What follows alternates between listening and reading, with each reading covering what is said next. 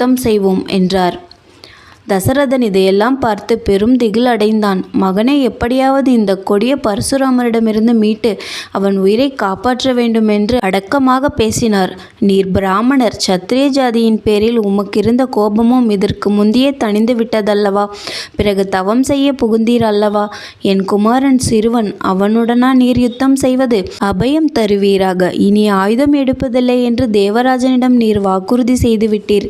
காஷ்யபருக்கு பூமண்டல ஆதிபத்தியத்தை தந்துவிட்டு மகேந்திர பர்வதத்தில் தவம் செய்ய போனீரல்லவா? பிரதிஜ்ஞை தவறலாமா? ராமனிடத்தில் நாங்கள் எல்லோரும் உயிரையே வைத்து கொண்டிருக்கிறோம். அவனை நீர் ஹதம் செய்துவிட்டால் நாங்கள் கூடவே மடிந்து போவோம். இவ்வாறு தசரதன் திகிலடைந்து கெஞ்சியதை பரசுராமர் கவனிக்கவே இல்லை. அவர் தசரதனை பார்க்காமல் ராமச்சந்திரனிடமே பேசிக்கொண்டு போனார். விஸ்வகர்மாவால் பூர்வம் 2 சிறந்த வில்கள் செய்யப்பட்டன. இரண்டும் சம சிறப்பு வாய்ந்தவை. ஒன்று திரிபுரத்தை எரித்த திரியம்பகனுக்கு தரப்பட்டது. இரண்டாவது வில் திருமாலுக்கு தரப்பட்டது. அந்த விஷ்ணு தனுசு இதுவே. நீ வளைத்து ஒடித்ததாக சொல்லப்படுவது சிவன் வில். இந்த வில்லை வளைக்க முடியுமா பார். வளைத்தாயானால் உன் வீரியம் எனக்கு நிச்சயமாகும். அப்போது நாம் இருவரும் யுத்தம் செய்வோம் என்றார்.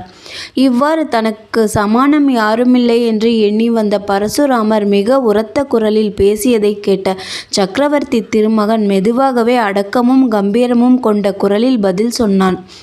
ஜமதக்னி புத்திரரே, தந்தை கொல்லப்பட்ட கோபத்தால் நீர் பழிவாங்கினீர். அதில் நான் குற்றம் காணவில்லை.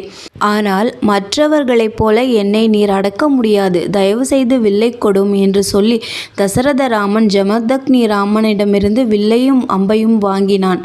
வில்லை வளைத்து அம்பையும் வைத்து நாணையும் இழுத்தான்.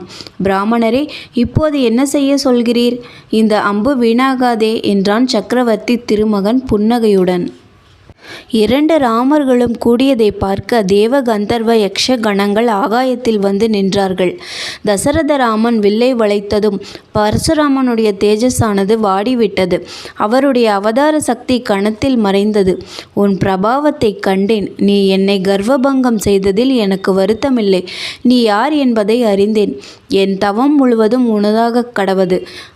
ஆனால் காஷ்யபரிடம் நான் செய்த பிரதிஜ்ஞைப்படி அவருக்கு கொடுத்துவிட்ட பூமியில் நான் இரவில் தங்கக்கூடாது. ஆனபடியால் நான் தவ வலிமையால் சூரிய அஸ்தமனத்திற்கு முன் மகேந்திர மலைக்கு போய் சேர வேண்டும். அதற்கு மட்டும் அனுமதிப்பாயாக. மற்றபடி உன் கையில் இருக்கும் அம்புக்கு என்னுடைய தவத்தின் பயன் முழுவதும் இரையாக்க கடவது என்று சொல்லிவிட்டு சக்கரவர்த்தி திருமகனை பிரதட்சணம் செய்து வணங்கி தாம் வந்த வழியே திரும்பினார். நன்றி. மீண்டும் அடுத்த அத்தியாயத்தில் சந்திப்போம்.